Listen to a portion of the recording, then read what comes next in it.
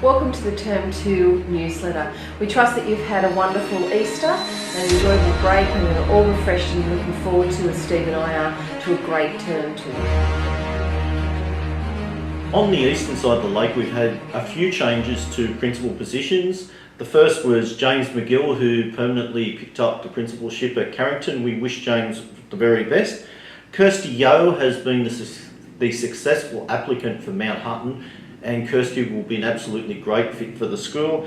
And we have Kim Harris-Elborn going across to Blacksmiths, where she's been relieving from Pelican. That's meant some changes to relieving positions.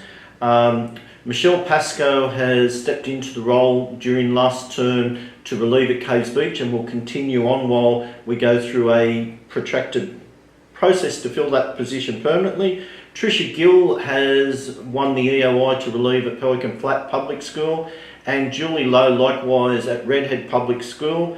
And right at the end of term, Sue Holt advised me that she would like to consider other options, and we had to fill the position at Swansea, and that went to Chris Carey from outside our area. And Chris brings a real strong interpersonal skills, and I think she'll be a great fit for the school.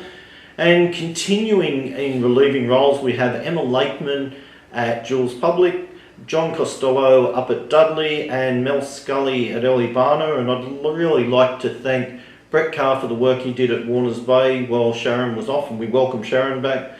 Julie Lowe for the work she did at Mount Hutton while that position was filled.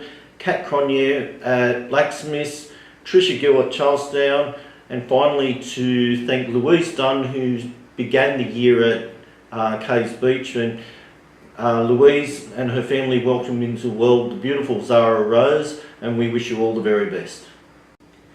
We've had lots of stability on the wild west side of the lake. There are no new substantive principals to report at this stage. However, the merit selection process is still underway for Toronto Public.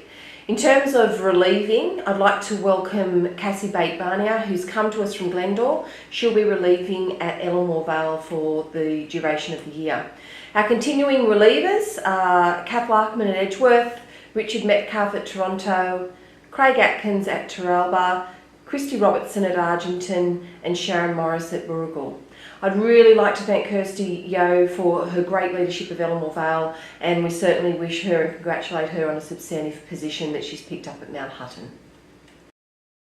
Steve Gately has won the special prize at Bidaba. He is the school that's been chosen for NESA external registration.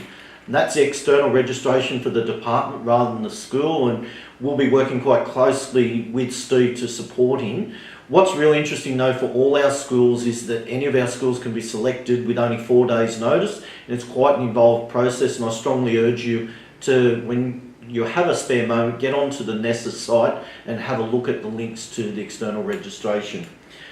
In terms of external validation, which is the process of validating the School Excellence Framework judgments, we've had some news that the number of schools has been contracted, and the decision's been made that there could only be 15 for any network. So where we had 23 and 21 previously, they've come down, and the schools on the eastern side of the lake that have been chosen are Belmont North Public School, Mount Hutton Public School, Cardiff Public School, Pelican Flat Public School, Swansea Public School, Marks Point Public School, Caves Beach Public School, Charlestown, Charlestown East and Charlestown South, Blacksmiths Public, Redhead Public, Lakeside SSB, and Whitebridge and Warners Bay High Schools.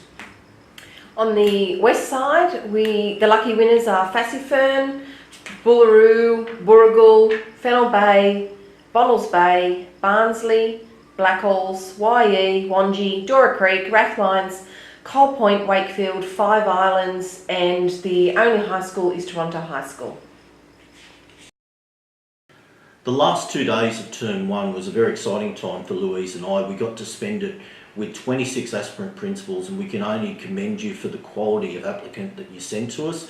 We'd also like to recognise and thank the great principals who got actively involved to develop and deliver what I think was a really high quality workshop, and we've certainly identified a lot of talent, and we're sure that it will help people in their career. As part of the Bump It Up strategy, the Premier's implementation units identifies high-performing schools to come and look at to work out what's working and what can be shared amongst other schools. We're fortunate to have two of our schools in Charlestown South and Cardiff High School identified, and the feedback from the Premier's implementation unit was that they were extremely impressed with the great work that both schools were leading.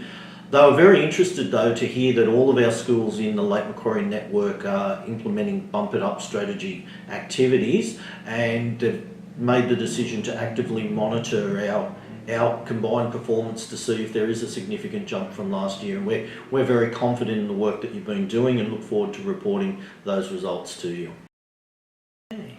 The Small School Learning Alliance continues in Term 2 under the great leadership of Jen Park, and the next meeting for that is the 1st of June. The PLAT meeting that's scheduled on the 2nd of June will be held at the 16 Foot Sailing Club. We're really excited because we will be releasing to all the schools the new e-monitoring tool, which has been quite a while in coming, but we think is going to be fantastic support for the schools. We're really looking forward to seeing those of you that are in attendance at EdConnect on the 18th and 19th of May. Work continues on the symposium for the last Monday and Tuesday of term. We're really excited and can't thank the people enough that are involved, and we'll provide more details to you in coming weeks. It seems each term we talk about how busy it is, and Louise and I have been working around how we can actively support you. The best that we've come up with so far is that we know School Development Day will be fantastic on Monday, but you'll put a lot of effort into it, and we're going to suggest that everybody has Tuesday the 25th off, and likewise you can have the 12th of June off to celebrate the Queen's birthday. Look, in all seriousness, we can't thank you enough for the great work you do in our schools. You make a difference in kids' lives, and that's something we can each be proud of. Have a great term. Have a great time.